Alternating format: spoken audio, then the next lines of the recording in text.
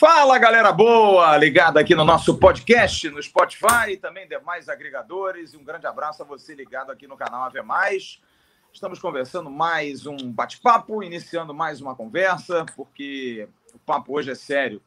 Logo mais tem jogo, e é o jogo da reabilitação, é o jogo da tentativa de melhoria, é o jogo, segundo Marcelo Cabo, da mudança de rumo. E a gente está muito curioso para ver que mudança de rumo será essa, porque, olha, quase que pintou um iceberg no sábado, porque o Titanic afundou lindo, mas não precisou nem de iceberg, amigo. Precisou apenas de 2 roubadas de bola, roubaram uma bola do Zeca, na verdade não foi roubada de bola, mas um soninho do Andrei, e o Vasco tomou de 2-0, e se não é a bendita trave, tomávamos demais. Uma vergonha, uma decepção. A torcida arriou os 4 pneus. E o Marcelo teve domingo ontem e agora na resenha, no papo. Ninguém sabe ainda quais modificações, Marquinhos, Gabriel e Castan de fora. Mas o que ele vai fazer para tentar vencer esse Boa Vista que não joga há um mês. Está se baseando muito por conta de um jogo-treino que fez recente contra o Cruzeiro. Empatou em 1-1, Leandrão todo animadinho. Falou ontem de manhã no Bom Dia Gigante, mas... o jogo é em Bacaxá, tá chovendo, o clima tá estranho. Esse jogo, rapaz, tá me dando coceira. Tá com cheiro de tragédia, mas sei lá, tomara que não. Tô aqui com a Jéssica Dias, com o Felipe Tirô e com o Emerson Rocha para a gente falar desse jogo de logo mais. O que será? O que será? Jéssica, querida, acho que comungamos do mesmo pensamento que foi realmente uma grande decepção para aquilo tudo que foi estudado e trabalhado e falado antes do jogo, todo o trabalho que o Marcelo Cabo fez, que inclusive ele tinha falado depois do jogo do Botafogo, não podemos jogar tudo no lixo. Mas parece que não precisou que ninguém jogasse no lixo, não. Acho que o negócio foi pro lixo sozinho, porque está sendo um questionamento gigantesco, porque o time parece que nunca tinha treinado na vida. E aí, Jéssica, o que esperar desse Vasco, principalmente no aspecto anímico, né, de personalidade, para superar essa pancada que foi para todo mundo, essa estreia decepcionante? Boa tarde, minha querida, tudo bem? Boa tarde, tudo bem, Flávio? Boa tarde, Felipe. Boa tarde, Emerson.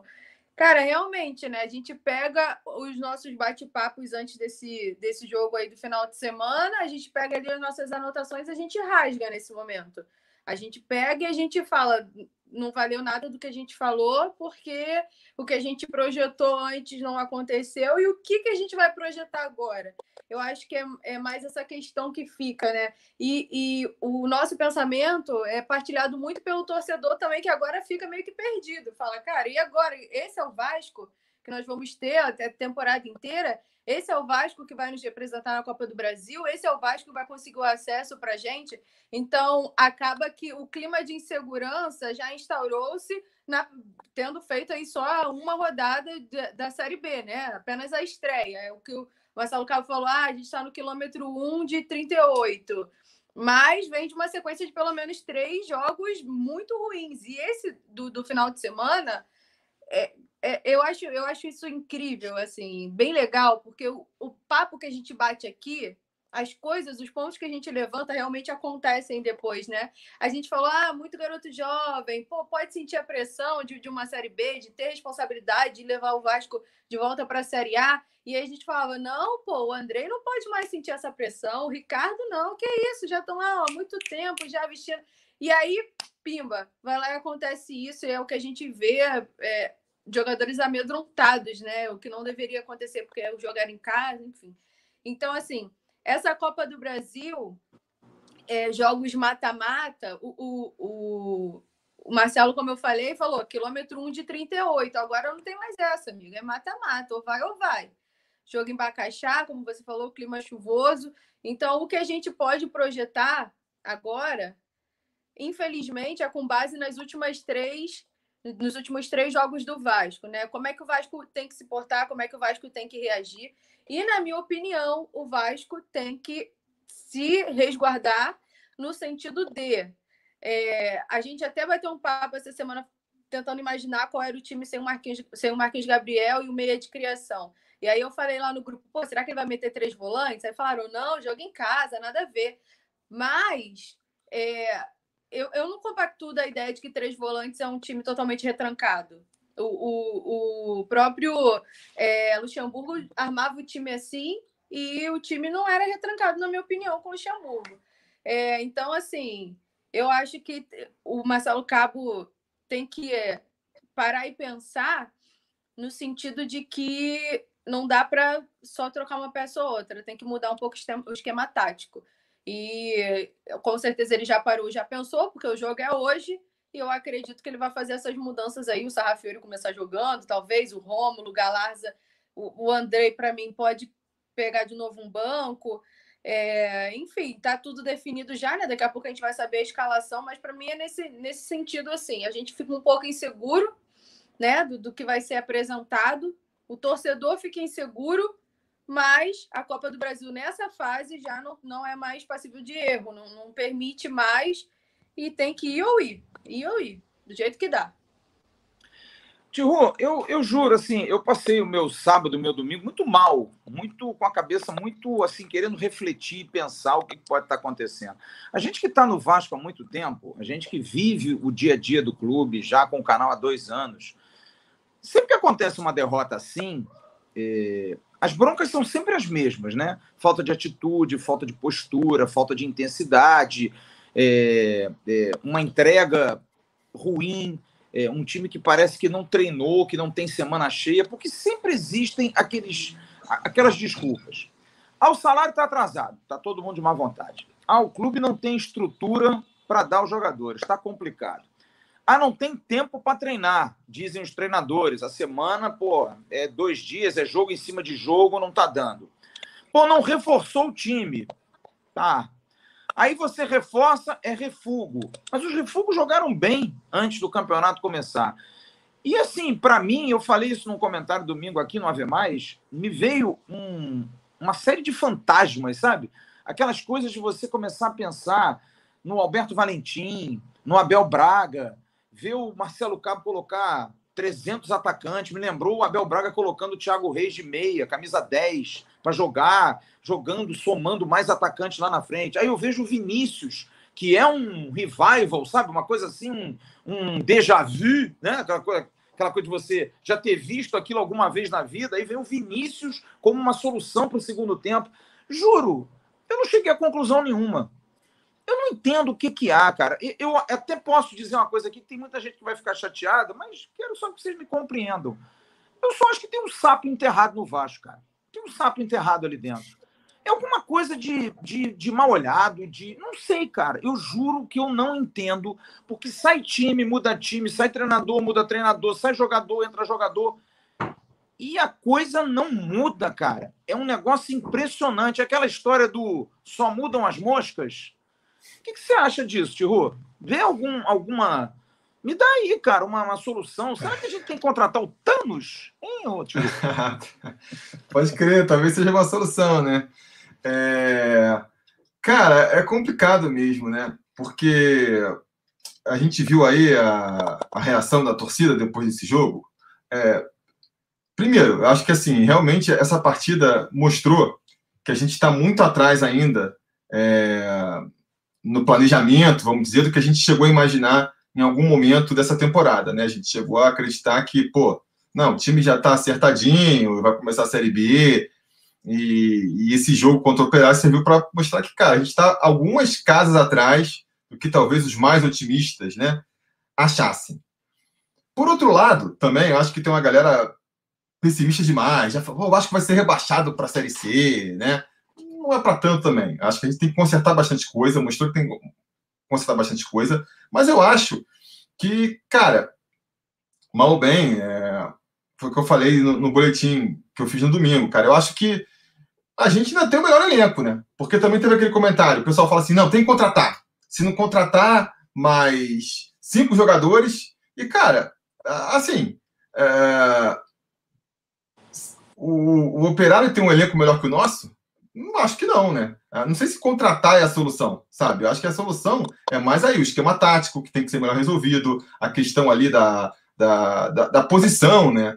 Nem sei se é motivação, também vi, cara, porque eu acho até que o time correu. Você viu tentando marcar a saída, mas corria errado. Então acho que é uma coisa mais mesmo ali de mostrar o Cabo tem que acertar taticamente esse time, né? Para o time correr certo também, porque a entrega eu acho que vai ter, né? E tem essa questão também das moscas aí, do sapo enterrado, que eu não sei se é uma coisa também, até que ponto a torcida. Não sei dizer, é uma coisa que a gente poderia discutir também. Porque eu estava pensando assim, a gente viu uma bela exibição do Operário, né? O Vasco jogou mal, mas o Operário também fez uma boa partida. Taticamente, você pode elogiar ali o Leandrinho, o Felipe Barbosa, o Ricardo Bueno. Imagina esses caras chegando no Vasco. Qual que ia ser a reação da torcida quando esses caras chegassem, entendeu? E depois de 2 ou 3 partidas ruins. Então, assim, não sei até que ponto contratar mais gente. É claro, se você trouxer mais jogadores de qualidade, sempre vai ajudar. Mas eu não me pergunto até que ponto é uma questão de reforçar mais o time ou de conseguir trabalhar melhor o que já tem aí, tanto na cabeça de saber que vai ser pressionado e que vai ter que jogar mais do que o resto, porque aquela coisa da motivação que a gente fala também, eu acho que é uma verdade, sabe? Todo time vai entrar mais motivado quando for jogar contra o Vasco. Todo time vai entrar falando, cara, é hoje esse jogo pra gente se fortalecer, pra gente, uma vitória hoje, contra o Vasco, que é o principal adversário na Série B, vai dar muita confiança pra gente.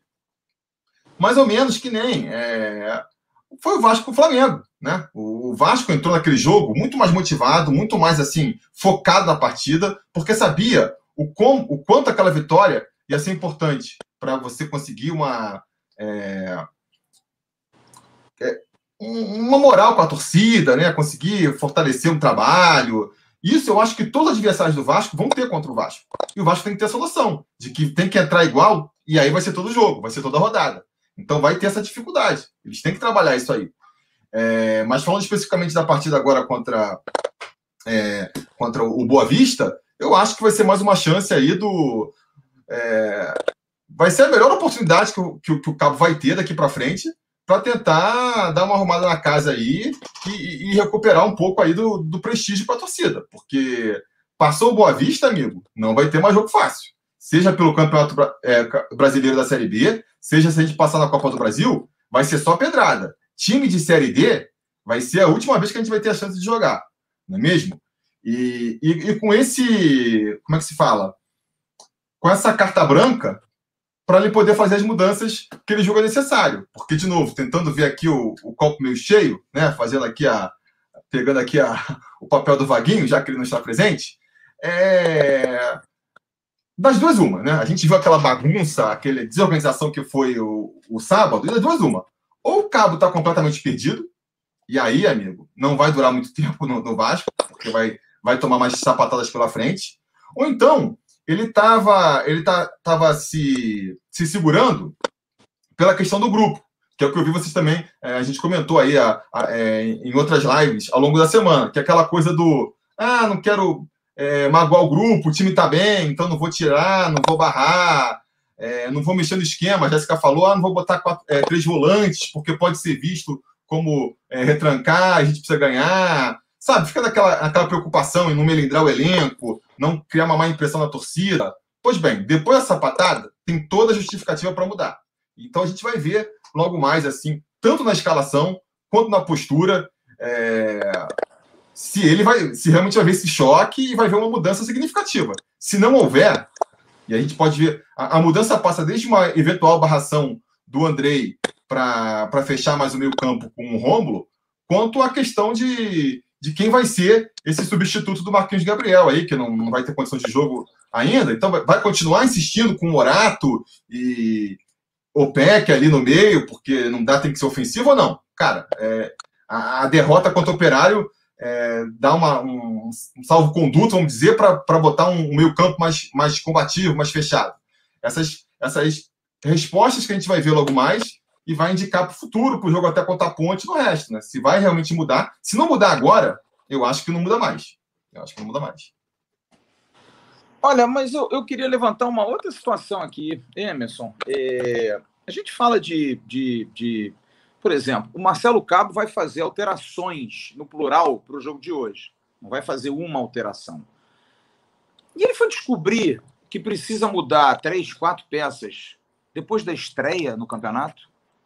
Então quer dizer que os 15 primeiros jogos que o Marcelo Cabo comandou o time do Vasco, ele foi pelo entusiasmo, foi pela onda, está ganhando. Será que ele também ficou feliz porque ganhou a Taça Rio nos pênaltis, na verdade o 5º lugar? Me parece um pouco, e eu vou colocar isso aqui mais uma vez como eu coloquei no pós-jogo de sábado. A culpa para mim é muito, se não quase que exclusiva, do treinador do Vasco. Porque me parece que se ele hoje dá o carimbo de mudar, sei lá, tira um zagueiro, tira um volante, tira um meia, tira um atacante. Ele muda 4. Ele mudou quase 50% do time. Já no segundo jogo mais importante, porque o Campeonato Carioca foi brincadeirinha. Me dá a impressão de que é aquilo que o Tiru falou. Ou ele entrou no entusiasmo, ganhamos do Flamengo e vamos lá, ou então ele está perdido. Porque mudar 4 jogadores já por conta de uma derrota no primeiro jogo, tudo bem que a derrota foi acachapante, foi feia, foi vergonhosa. Mas não é um pouco assinar um recibo, Emerson, de que tudo que eu fiz, ele mesmo está jogando no lixo? Porque quando ele fala que não podemos jogar o trabalho de 15 jogos no lixo, no segundo jogo ele já muda 4 a 5 jogadores. Não é ele admitindo que o trabalho que ele fez de 15 partidas não valeu? Porque se ele muda metade do time, se ele troca uma peça, tudo bem. Mas ele não vai trocar uma peça hoje. Ele não vai trocar uma peça. Ele vai mudar o time. Ele vai botar o Sarrafiore, deve botar o Rômulo, talvez entre o Miranda da vida, talvez o Jabá, tira o Morato, enfim. Ele vai fazer alguma coisa, vai mudar o esquema. Então, me parece que ele está se contradizendo quando ele diz que as coisas não podem ser jogadas no lixo. A partir do momento em que ele faz uma alteração radical, me parece ele desprestigiando o próprio trabalho. Não te parece? Então, Flávio, boa tarde, Jéssica, Tiru e a galera aqui nos assistindo e também nos ouvindo. Ô, Flávio, tem uma situação que também tem que ser lembrada. No jogo anterior, esse jogo da derrota para o Operário, ele já fez 2 modificações para mim, meio drásticas no time. A colocação do Gabriel Peck como meia, que nunca tinha iniciado uma partida nessa posição no profissional. Tudo bem, jogou pelo Botafogo no primeiro jogo, em alguns momentos naquela posição, ok, mas iniciar uma partida não tinha iniciado. E além daquela escalação que até agora eu não consegui entender do Figueiredo como titular do Vasco, tendo o Jabá no banco, tendo o próprio Morato que poderia cair naquela posição ali, e ele acabou escalando o Figueiredo, que não tinha sido titular do Vasco quando os profissionais tiveram todos à disposição, então ele nunca tinha sido titular, somente, acho que nem quando foi só o time sub-20, o Figueiredo foi titular, então me chamou muita atenção essas 2 modificações. Perdão, e outra coisa, a gente acompanha a base aqui, você acompanha, nosso João Pedro, quando estava aqui no canal, me diga quantas vezes, porque ele falou isso na coletiva. Isso. O Figueiredo era muito bom pelo lado esquerdo. Não, senhor, Marcelo. Não. O Figueiredo sempre foi segundo atacante pela direita, quando muito centroavante, fez gol de exatamente do Vasco, jogando centroavante. Pela esquerda, ele nunca jogou. Alguém contou mentira para você dentro do Vasco. Fala aí. Exato. Então, assim, aí me chamou a atenção essas 2 modificações, porque apenas por conta da falta do Marquinhos Gabriel, ele modificou 2 jogadores de posição. Então, isso me chamou a atenção. Aí, para hoje, ele vai modificar novamente o time. Eu acho até que tem que modificar, sim. Tem que colocar o time um pouco mais com as características de que ele vinha jogando, e aí colocar os jogadores no lugar certo, na hora certa. Se, para mim, eles começar com o Sarrafiore como meia de ligação, o Rômulo como primeiro volante, e aí vai depender aí se ele vai escolher o Galarça ou o Andrei, acredito que ele vai utilizar o Andrei junto ali no meio campo, e na frente o Gabriel Peck pela esquerda, o Léo Jabá pela direita e o Germancano lá na frente, é mais ou menos de colocar cada jogador na sua posição. Então pode ser que renda, porque tem a questão da passagem dos laterais. O Zeca prefere jogar com um jogador mais canhoto do lado dele, vai ser importante para o Zeca cortar para o meio e ter esse jogador passando pelo fundo. Isso vai ser importante. E eu vou te colocar mais uma situação que a gente pode discutir aqui. Seria hoje meio que um jogo céu e inferno?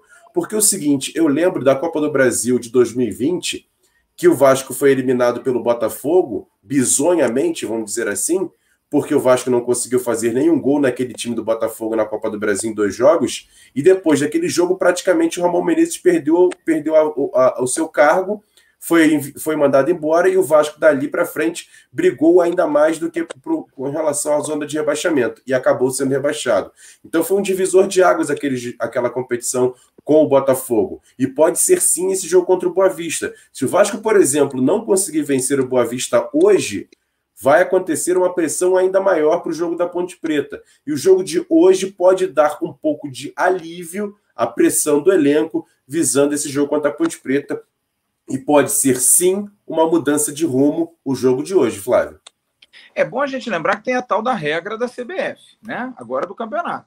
Não dá para sair demitindo o Marcelo Cabo agora, porque você vai contratar um treinador e tem que engolir o cara até o final do ano. Então eu só acho que não dá mais para ficar nesse negócio de brincar de ganhar do Flamengo e achar que a brincadeira é legal. Porque a realidade é essa, minha gente. Vamos parar de mentir. O Vasco hoje vive de uma vitória em cima do Flamengo. Eu ouvi o Marcelo Cabo dizer assim, não, nós fizemos bons jogos além do jogo do Flamengo. Quais, cara pálida? Me diga quais jogos o Vasco fez bem, jogando bem. O Fluminense fez um bom jogo no segundo tempo, principalmente quando Laranjeira e Figueiredo entraram e bagunçaram o Fluminense ali atrás. Fora isso, o Vasco fez jogos sofríveis contra o Madureira, os três. O jogo do Resende era o último, o Resende já estava rebaixado. O jogo do Macaé foi sufoco. Nós tomamos um gol de cabeça do Dante, me lembro porque é o nome do filho do Emerson, o zagueiro do Macaé. O Volta Redonda e a Portuguesa tira porque era time sub-20. O Botafogo, nós empatamos em 1-1. Boa Vista. O Boa Vista, nós empatamos em 2-2. Então me digam, Tombense e Caldense. Contra a Caldense nós tomamos um sufoco. A gente fez um gol e tomou um gol de empate e no final foi brabo. Contra a Tombense nós fizemos um ótimo primeiro tempo, concordo. O Andrei fez 2-0 numa cobrança de falta, mas no final foi sufoco. Esse mesmo Daniel Amorim encheu o saco da gente. O Vasco fez um bom primeiro tempo, mas caiu no segundo tempo. Então, uma atuação linear como foi do jogo do Flamengo, me desculpem, eu não vi. Mas será que quem está lá dentro se empolgou?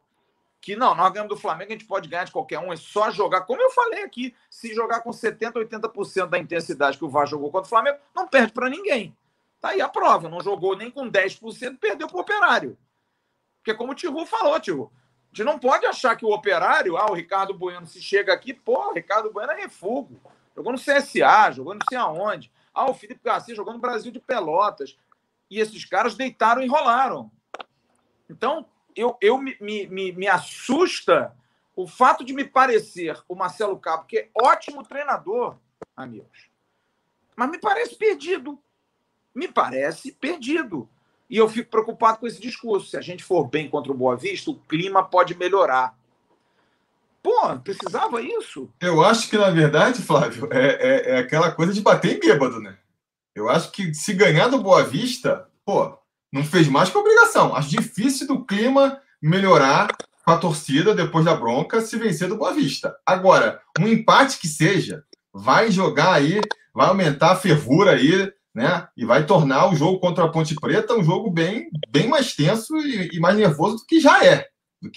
Acho difícil do jogo contra a Ponte Preta ser um jogo tranquilo, sem pressão para o Vasco. O Vasco bom lembrar, a Ponte Preta não ganha 4 partidas, hein? Também perdeu na estreia. Tá mal a Ponte também. Perdeu pro Brusque. Perdeu pro Brusque, que o Jean Faísca, que é lá de Santa Catarina, conhece tudo, falou que é um time, cara, bem limitado mesmo, né? Até em termos financeiros. Acho que é a equipe mais... com a folha mais baixa da Série B. Então também é um time que vem mal e que vem entrar pressionado também. Vai para cima do Vasco. Não sei até que ponto, né? Isso pode ser bom, isso pode ser ruim. Mas o fato é que, cara, eu acho que esse jogo de hoje contra o Boa Vista vai servir para justamente fazer os testes necessários. Eu acho que agora o Cabo tem o salvo-conduto para fazer as mudanças, tem a justificativa do jogo contra o Operário, tentar vencer para dar uma tranquilizada, mas qualquer resultado um pouquinho mais adverso, uma vitória com o gol saindo no finalzinho... já vai ser pressão para cima dele. A torcida não vai aceitar qualquer resultado como justificativa de que passou, sabe? Até porque são muitos jogos ruins. Eu acho que já teve esse tempo, né? Ganhou do Flamengo, que nem falou, aí depois empatou com o Resende. Tudo bem. Aí depois continuou jogando mal. Mas o time tá se poupando para a Série B, o time é natural o jogador se preservar. Todo esse discurso, cara, caiu por terra depois do jogo contra o Operário, e aí vira aqui. São 4, 5, 6 jogos, 7 jogos, um mês sem jogar bem, sabe? E essa pressão recai toda agora. Não vai ser uma vitória contra o Boa Vista que vai mudar esse clima, não. Mas é o primeiro passo, né? Então, eu acho que assim, é só a vitória que interessa e para não piorar. Não é que vai melhorar as coisas, mas vai deixar de piorar ainda mais. Ô, Jéssica, que mudanças você faria no time? Eu queria, aliás, a opinião de todos. Que mudanças hoje seriam urgentes? Vocês olhariam a escalação e diriam assim, essa escalação é boa hoje à noite. Na sua ótica, quais seriam as mudanças? Ou se elas precisam ser feitas. Se não, de repente você diz, não muda ninguém, temos que mudar o esquema tático só. Pô, não, né? Eu acho que o ponto é justamente esse.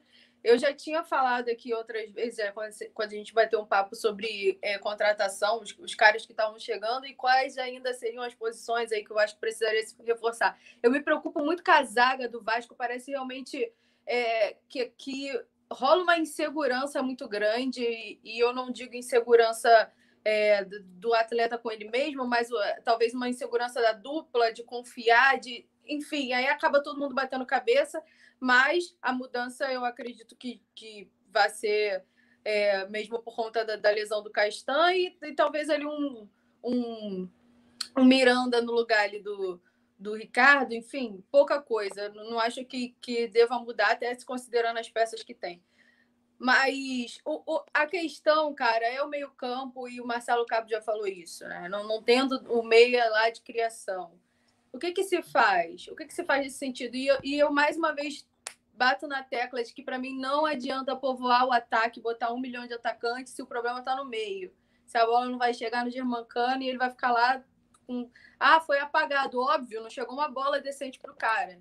E a função dele é esperar lá chegar. Então, assim, para mim, não funcionou definitivamente o Figueiredo. E eu falei isso na coletiva, eu levantei isso com ele, falei, não deu o Figueiredo ali.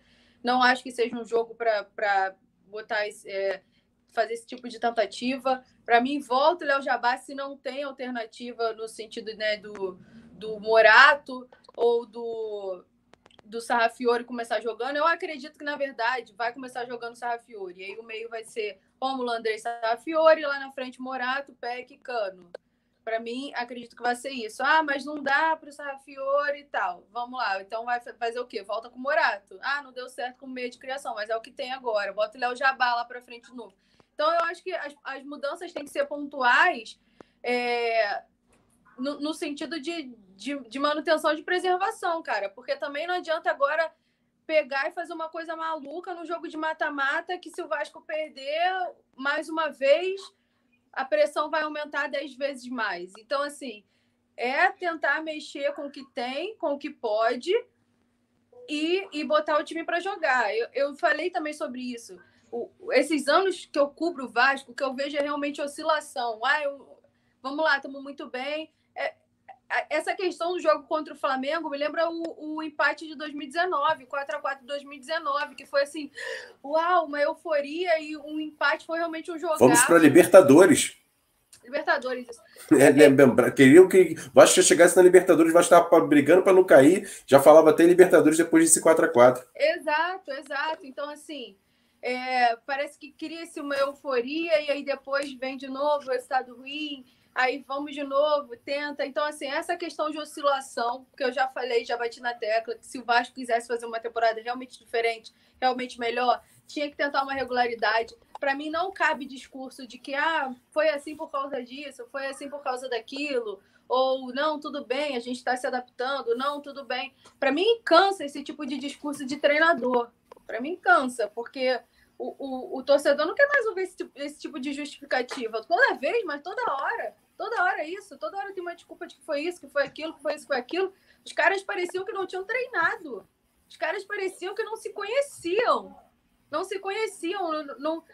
se olhavam dentro de campo, um não conhecia o outro, não sabia para onde o outro ia correr. O que eles ficaram fazendo no CT, então? Né? Conversando, jogando altinha, bobinho? É difícil, sabe, da gente também querer aqui fazer um pensamento lógico de raciocínio e de análise, quando na verdade a gente analisou uma coisa que dentro de campo não aconteceu, né?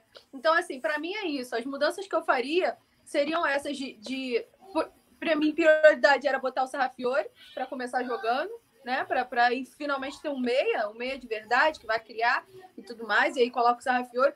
Não veria problema de jogar, por exemplo, o Ramon e o Rômulo um pouco mais para trás, e o Galarza fazendo um pouco mais função de meio campo com o Sarrafiori, e aí colocar o Morato e o Cano, depois no segundo tempo mudar, e aí sim botar os 3 atacantes, voltar para o 4-4-2, que toda vez eu falo que o treinador não gosta mais de 4-4-2, mas 4-4-2 tem horas que funciona.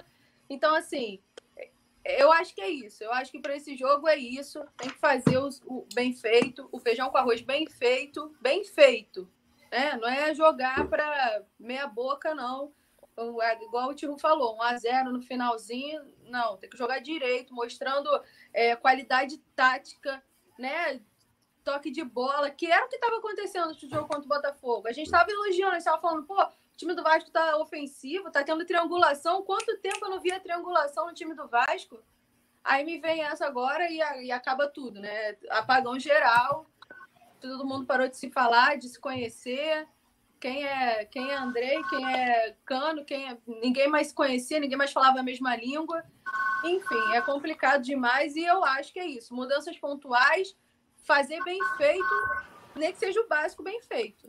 Ô, Flávio, fala, em cima do que a Jéssica falou, e eu acho que é muito pertinente essa questão da defesa do Vasco, eu estou levantando essa em consideração o seguinte: será que o Vasco hoje não joga muito desprotegido a sua defesa? Porque, assim, até o Jean fala muito em relação aqui no canal dessa questão do Vasco, por exemplo, do nosso adversário, nosso maior rival, jogar com 2 meias como volantes, como o Diego e o Gerson. Só que o Flamengo joga com muita posse de bola, joga muito ofensivo, e para isso não precisa tanta proteção assim. Mesmo assim, eles levam gol quase todos os jogos. E eu tô querendo levantar essa bola com a gente aqui, porque, assim, os volantes do Vasco, e assim, a gente já vem pedindo esse volante camisa 5, aquele guinha azul, aquele cão de guarda ali há muito tempo no Vasco, e eu acho que o Vasco joga muito desprotegido a defesa. Os jogadores ficam muito expostos, os 2 zagueiros, independente de quais sejam. Pode ser o Leandro Castan com o Hernando, pode ser o Hernando com o Miranda, pode ser o Ricardo Graça, pode ser o Ulisses, pode ser lá quem for. Acho que a defesa do Vasco, os 2 zagueiros especificamente, jogam muito desprotegidos já, que os 2 laterais do Vasco jogam ofensivamente. A gente lembra que, por exemplo, o último bom momento do Vasco foi no início do Campeonato Brasileiro do ano passado, que o Henrique fazia um 3º zagueiro, então era um pouco mais protegido, vamos dizer assim. E hoje o Vasco não tem esse volante característico, camisa 5, aquele cara que para chegar ali e marcar, jogar como se fosse um 3º zagueiro, um líbero, à frente ali dos 2 zagueiros. E isso me chama a atenção. E muito que a Jéssica falou, me veio isso na cabeça agora. Tiru, eu penso numa outra situação também, que a gente fala de mudança de peças, e também é algo que eu refleti muito, que a gente cobra muito a atitude e postura dos jogadores em campo. É claro que isso aí é fundamental. Mas me parece que o esquema tático também tira um pouco da iniciativa do jogador. Porque a partir do momento em que os zagueiros, por exemplo, dominam a bola, que os volantes seguram a bola e não tem para quem passar, passa aquela impressão de insegurança, porque era nítido. O Operário marcava a saída de bola, o Vasco não tinha meias, porque eram 4 atacantes, 2 volantes e 4 defensores. Parecia um time de totó, como eu falei, me lembrou o time do Abel. Então, o que acontece? Os volantes não tem para quem tocar, porque não tem quem distribuir. Tem que meter a bola na frente e rifar. O Graça e o Hernando da mesma forma. E isso traz uma impressão de que os jogadores não estão com iniciativa. Às vezes não é uma questão de iniciativa também, eu não estou querendo defender não, porque eu acho que postura de vontade de correr, aquilo que o Peck fez quando estava 2-0 para os caras, 1 minuto depois, driblando 2 e dando um chute no gol, eu reclamei porque eu acho que aquilo tem que ser feito desde o início do jogo. Mas eu acho que também a questão da iniciativa esbarra muito no esquema, porque você passa a ter dificuldade de fazer aquilo que você faz no dia a dia, que é o normal, o zagueiro toca no volante, o volante joga no lateral, que devolve no volante, que acha o meia, e o jogo flui. A partir do momento em que segura e a bola não anda, como é que faz para corrigir? Você não acha que essa questão de iniciativa também passa muito pela tática daquilo que se enfrenta?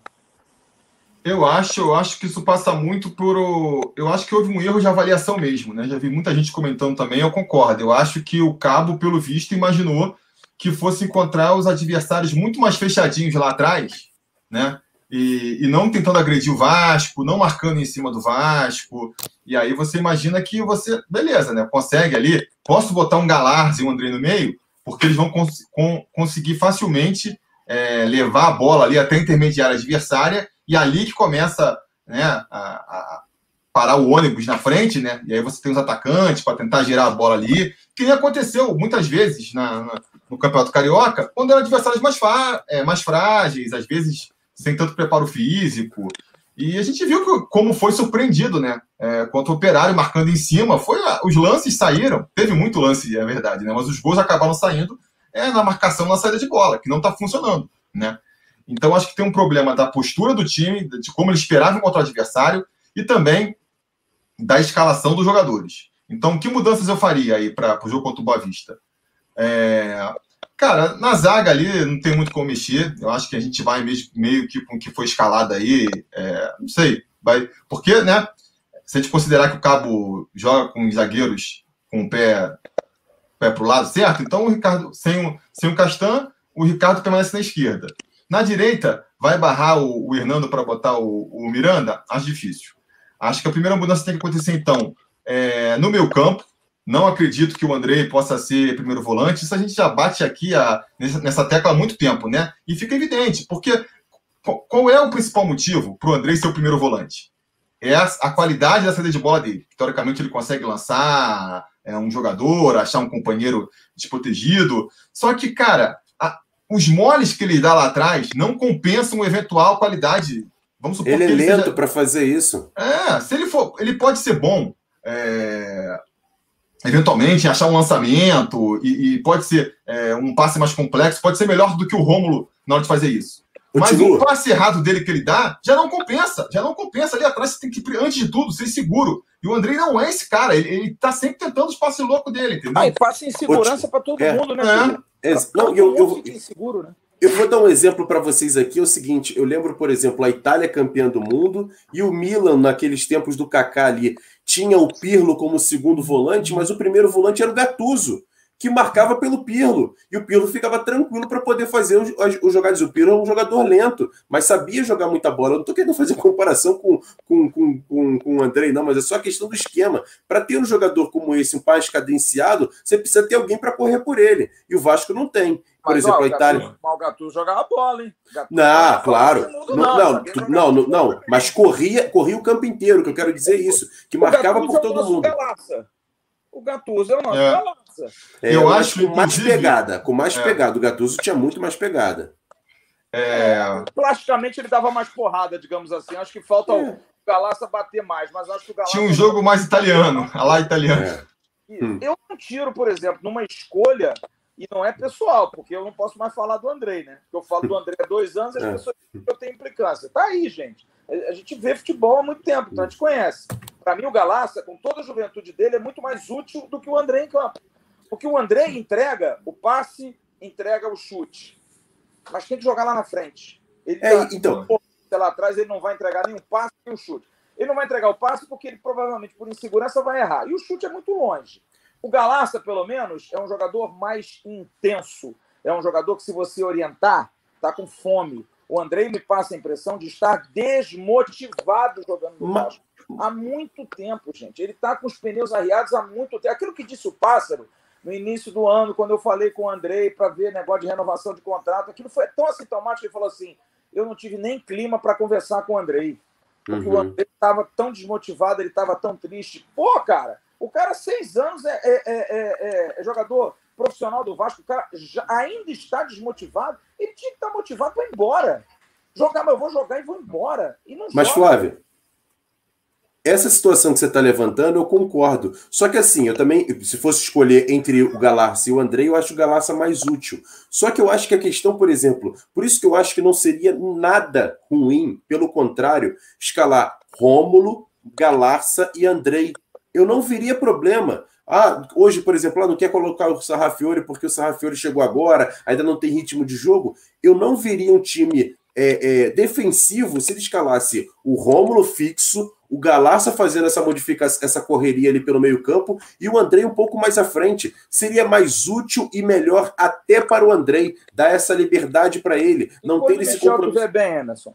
Aí Michel tira. entra no lugar de quem? Aí eu coloco Michel e Rômulo. E aí eu vou pro que a Jéssica falou. Eu mudo o esquema e boto um 4-4-2 com tranquilidade. Porque os dois já jogaram juntos, têm experiência, sabem marcar e sabem jogar bola. E não são jogadores que sabem jogar bola igual o Andrei lentos. Eles sabem fazer o dar o bote, sabem ter a experiência de poder cercar. E aí seria muito bacana o Vasco ter esses dois cães de guarda, que a gente até acabou errando 9 ontem, nossos dois cães de guardas ali, o Michel e o Rômulo, e aí você tem, por exemplo, você pode até escalar ou o Galassa ou o Andrei, e mais o Marquinhos Gabriel quando puder jogar. Aí você tem um esquema tranquilo, 2 atacantes lá, um cara para jogar um pouco mais perto do cano. Cara, para mim ficaria perfeito, e não seria, para mim, não seria um time defensivo. Para mim, eu acho que o Vasco tem problema em 3 posições. Eu acho que é o primeiro volante. O Andrei pode jogar aí contra o Boa Vista hoje, e o Boa Vista, porque um problema do Andrei de primeiro volante, o Garoni até que aponta isso com muita qualidade, é o seguinte, cara, ele não consegue fazer o giro na bola, né? Então, se ele consegue receber a bola com tranquilidade e distribuir o jogo, ele se sai melhor. Agora, quando o adversário pressiona em cima e que ele recebe de costas, ele cara, espirra ali a porta o tempo inteiro. Você não pode, ali tem que ser um lugar de segurança, entendeu? Então, esse é o primeiro lugar que tem que trocar. A segunda questão é esse meio aí, esse substituto para o Marquinhos Gabriel. E um terceiro, que talvez fale pouco, é justamente esse atacante pela esquerda. Sem falar em mudança de esquema tático, só com a proposta do Cabo, né? Porque eu acho assim, não tem função. Quem funciona por ali é o PEC, é quem melhor funciona. Se você tirar ele para botar no meio campo, aí você tem que botar um Figueiredo na esquerda, tem que botar um Jabá, um Morato, não vai funcionar. Não consegue fazer aquele fundo para poder conversar com o Zeca, né, que a gente está comentando. Uhum. Então o PEC tem que ficar na esquerda. O Morato não funciona no meio. Então, eu acho que a solução passa a ser, ou você pega e avança o Andrei mesmo, joga com 3 volantes, e aí seria o Rômulo ou o Michel, se o Rômulo não puder por algum motivo, o Galarza e o Andrei. Ou se entrar com o Sarrafiori, aí eu também concordo com o Flávio, eu tiraria o Andrei do time e deixaria o Galarza, acho que é mais importante ali a dinâmica, por mais que eu acho que isso não vai acontecer. Porque uma coisa que esses comentários que o Flávio também comentou, cara, aquela coisa que tem do futebol em geral e que o Cabo já vi que segue aquela coisa da antiguidade. Na hora, sempre sobra para os moleques. O garoto que vai rodar. É o garoto que vai rodar. Do mesmo jeito que o Peck, eu até acho que ele tem que ir na esquerda, mas eu acho que ele joga melhor pela direita. Porque ele corta para dentro ali, ele sabe fazer. Ele virou artilheiro do time jogando mais pela direita. Só que aconteceu? Chegou o Morato, que joga pela direita, empurrou o moleque para a esquerda, entendeu? Eu acho que não foi por uma questão de precisa de um cara pro fundo. É porque, cara, você é o garoto, você vai se adequar aos outros que vão chegando. A política é essa, né? E isso eu acho que pode ser ruim. Eu acho que até por uma questão de preservação, sabe? Eu ou boto o Andrei no meio campo fechadinho com 3 ali, Rômulo, Galarza e Andrei, ou se for tentar o Sarrafiori, que eu acho que ele vai fazer, porque, né, aquela questão de ser mais ofensivo, eu barraria o Andrei, deixaria para um segundo tempo, eventualmente, mas acho que ele não vai fazer isso. Acho que quem vai rodar nesse meio campo aí é o Galarza. Olha aqui, gente, a gente já está chegando ao final aqui do nosso bate-papo, eu só vou deixar uma reflexão, porque não é maldade não, tá? É só uma reflexão. Os jogadores mais criticados nessa primeira partida, tudo bem, o Zeca não jogou bem, não fez um jogo bom. Quais foram os jogadores mais criticados do Vasco no primeiro jogo? Andrei, Ricardo Graça, sempre são os mesmos. Quando a gente vem falando de um Vasco que é um looping, sempre com as mesmas situações, aquela pergunta que eu fiz no início. É o salário atrasado, é a estrutura. Tá tudo normal, gente. Tudo está sendo dado para os jogadores. Me parece que é algo negativo, cara. Eu acredito muito nisso, nessa questão da aura negativa, nessa questão do peso, de estar ali vivendo esse problema há 6, 7 anos, como estão o Ricardo Graça e principalmente o Andrei. O Andrei, eu já falei isso, o Andrei infelizmente, porque eu acho ele um jogador muito talentoso, a cara do Vasco. A cara do Vasco, a cara da derrota do Vasco nos últimos anos. Não quero imputar a ele toda a culpa, longe disso.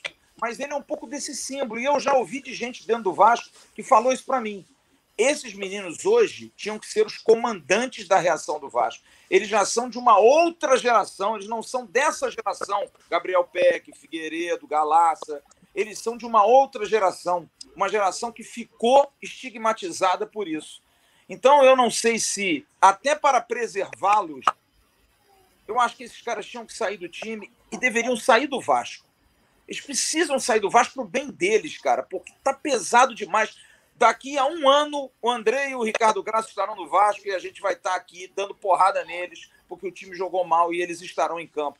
Não sei se é coincidência, eu acho que não é coincidência, porque eles estavam no Ceará, que a gente quase caiu, em 2019 nas partidas ruins, em 2020 em vários jogos que a gente foi mal, e entram em 2021 de novo segurando esse fardo pesado, que, volto a dizer, é uma sacanagem com os meninos. Mas eles estão ali, gente, como diria o ex-presidente Vicente Mateus, está na chuva para se queimar, não tem jeito. Eu só acho que eles, para preservar e para quem cuida da carreira de ambos, procura sair do Vasco, cara, é a melhor coisa, porque sempre vai cair a pancada em cima deles, porque os mais experientes, os mais veteranos, os que chegam agora, você vê, a gente não faz aqui uma crítica contundente, ninguém diz aqui, o Léo Matos foi uma porcaria, a gente diz eventualmente, pô, o Hernando não foi bem, o Zeca não foi bem, poxa, o Léo Jabá lutou, mas não deu bem, ninguém falou do Cano. O Cano é um intocável dentro do Vasco e pode fazer partidas ruins. É o nosso artilheiro. Mas quem que nós criticamos? Quem o torcedor já pega como Judas sempre? Ricardo Graça e Andrei. São sempre os dois. E eu acho que isso traz uma aura negativa para o time. Porque você vê o Andrei sempre com aquela cara de desesperado, assustado, como o Vaguinho falou. Você olha para o Andrei, ele estava apavorado no sábado. O Ricardo Graça estava apavorado. Eles querem passar por isso? Claro que não. Eles são Vasco. Eles amam o clube, são crias do Vasco. Mas não dá mais, gente. Não dá mais liga com esses meninos. E o Vasco vai perder como perdeu com o Henrique, que, como disse muito bem o Emerson, nessa mesma história aí de não vamos tirá-los, porque eles são queridos pelo grupo, porque vai ficar mal para o grupo, vai ficar todo mundo chateado. Foi assim que o Henrique entrou em 2013 e ficou 8 anos como titular do Vasco. Porque era sempre um menino que não podia sair, porque ele era muito legal, que era muito bacana. E tá aí. Foi embora, o Vasco não ganhou um din-din com ele. E o que vai acontecer com Graça e Andrei é a mesma coisa. Pelo menos é uma ótica que eu tenho. É uma ótica. Jéssica, quer falar uma coisinha para a gente encerrar? Vamos lá, Jéssica. Não, eu só tô lembrando assim, dessa situação do Andrei, né? E o que eu acho é que o jogador já fica meio que acostumado, no caso deles, a situações negativas dentro do clube. Por exemplo, já foram tantos rebaixamentos, já foram assim, tantos momentos, né, de oscilação que para eles ficam desesperados, mas se faz uma partida de novo, eles falam, isso aqui é assim mesmo. E o Andrei, numa ocasião, no início assim, de 2019, quando o Luxemburgo estava comandando o time, que o time estava muito bem, que chegou uma proposta para o Andrei, eu não lembro agora exatamente o time, eu sou péssima de memória, tá, gente? Esse é um fator sobre mim. Chegou uma sondagem, uma proposta para o Andrei, e o clube não liberou, sendo que ele era banco, né? E na época eu liguei pro pai do Andrei, seu Paulinho, e, cara, ele não quis entrar no ar comigo, mas a gente bateu um papo de umas meia hora e ele simplesmente abriu no coração dele e falando o quanto que ele ficava decepcionado com o Vasco nessas situações de que o filho dele não era utilizado, mas eles também não queriam vender. E ele falava, o menino fica decepcionado, porque ele é Vasco, ele quer sair bem, se ele tiver que sair, ele quer sair bem, mas ele fica aqui sofrendo, ninguém libera ele. Enfim, realmente, desde 2019, é um looping, né, que vive também o Andrei, de que às vezes ele joga, às vezes não joga, às vezes fica no clube, às vezes não fica. E o quanto isso, eu falei isso também na situação que a gente falou, talvez usar o Andrei como meia e tal, do quanto que o Andrei parece que não amadurece para ter a responsabilidade de ser uma figura representativa do clube, né? Eu acho que o Ricardo, ele abraça muito mais do que o Andrei, se for o caso de chamar responsabilidade, enfim, já deu declarações muito boas, e o Andrei, eu não sei se o Andrei, assim, ele tem alguma questão cognitiva, ele está sempre disperso, está sempre... Enfim, é uma questão de maturidade que a gente realmente não vê nele. E eu acho que é isso, ele se acostumou ao que é o Vasco nos últimos anos, assim, de que ele está, né, da situação dele também, de que uma hora ele está bem, de outra hora ele não está bem, mas que está tudo bem, isso vai e volta, isso aí a vida é assim, altos e baixos, quando, na verdade, ele é um atleta jovem que não deveria se conformar com os baixos, né, da carreira. E é muito isso. Só para contar assim, um pouco do que do que realmente tudo envolve, né? E aí o pai do garoto abriu o coração falando, ele não quer mais também, poxa, ele fica aqui, mas, sabe, é sempre isso. E aí ele tá aí até hoje, né? 2 anos se passaram e tá aí o Andrei. Tá me feliz, passa, Jéssica. Sabe. O Andrei ele vai se dar muito bem fora do Vasco. Eu não tenho nenhuma dúvida de todos esses, porque ele é um excelente jogador, mas eu acho que ele contaminou o Vasco e o Vasco contaminou ele. Eu exato. Você. Eu, uma vez, conversando para a gente encerrar com o Louco Abreu, cara, o Louco me disse isso quando ele foi para o Bangu. Eu falei assim, você acha que você tem chance de ganhar alguma coisa no Bangu, assim, com 10 rodadas do campeonato? Ele me disse, cara, é muito difícil. Sabe por quê? Porque a mentalidade é uma mentalidade pequena. Você contrata jogadores com mentalidade grande. Aí eu perguntei ele assim, mas por que não traz um outro estrangeiro com essa cabeça como você tem? E ele falou assim para mim, Flávio, se for uruguaio, argentino, paraguaio, vai. Mas não dá para trazer, com todo respeito, um boliviano, um venezuelano, um equatoriano. Eu falei, mas por que, louco? Porque esses países estão acostumados a perder sempre. Sempre perdem, nunca foram campeões do mundo. Então, a cultura é da derrota. Quando ganha, é uma festa. É aquilo que a gente viu no jogo da Taça Rio. Tirando os meninos da base, os profissionais que pegaram a taça e tiraram foto são aqueles que são os mais carentes. São aqueles que pensam assim, deixa eu tirar uma foto com essa taça, porque talvez seja algo raro na minha vida. E esse jogador é que está ali dentro. E esse jogador é que contamina. Se vocês perceberem, pega aí, antigo, razão, não tem muito tempo, Vasco e Botafogo, o gol do Botafogo, que nos venceu no domingo retrasado, vê a hora da comemoração do Botafogo, olha no fundo quem olha para eles com uma cara de choro enorme. O Andrei. O Andrei olha para os jogadores do Botafogo, Série B, comemorando o gol, como se dissesse assim, puxa, eu queria estar no lugar deles. O Andrei passa essa impressão de ser muito abalado psicologicamente, de um menino que precisa ser acarinhado de qualquer maneira, de um menino que precisa mudar de ares. E eu volto a dizer, eu tenho pena pelo que ele está passando, porque ele não merece. Porque eu já o entrevistei, ele já falou em outra vez. Ele é um menino espetacular, gente. É um menino muito legal. E, Flávio, oi, Emerson, pode falar. Só para confirmar a informação que a Jéssica passou, a especulação quando o Andrei tinha 20 anos foi do futebol português e o Galatasaray também tinha interesse no jogador. E naquela época, como disse a Jéssica, o Vasco não aceitou. O presidente na época, o Vasco tem 85% dos direitos do Andrei. E o Vasco agora provavelmente vai enterrar mais um ativo. O Andrei não vai jogar, só se ele der a volta por cima pelo Campeonato Brasileiro, e o Andrei vai ser o Nil Henrique. A gente vai perder dinheiro, provavelmente, se não agora, no final do ano, porque ele não vai dar, cara. Não adianta, infelizmente. Pode jogar 5, 6 partidas bem, que o torcedor vai dizer assim, daqui a pouco ele entrega. Tá marcado, cara, tá rotulado. Infelizmente, essa é a grande realidade. Jéssica Dias, Emerson Rocha, Felipe Tiru, muito obrigado. Muito obrigado a você. O papo hoje rendeu. Não tem negócio de brincadeirinha, não. O negócio foi sério. Porque o Vasco precisa entrar nos eixos, né? Precisa ganhar hoje. Como diria um grande do samba brasileiro, que infelizmente nos deixou ontem. Agora é a Vera, Vasco. Grande Dominguinhos do Espaço. Que Deus o tenha também. Grande Dominguinhos. Fantástico Dominguinhos. Alô, Vasco, agora é a Vera, hein? Como diria o Dominguinhos. Vamos ganhar logo mais, se Deus quiser, que a gente precisa respirar bons ares. Grande abraço a todos vocês. Muito obrigado a vocês ligados no Ave Mais. Aqui deixe seu recado e manda vascaínosatencão@gmail.com a sugestão para a gente bater papo aqui, para a gente contar umas mentiras aqui, tá bom? Grande abraço para vocês ligados no Spotify e demais agregadores. Tchau, turma!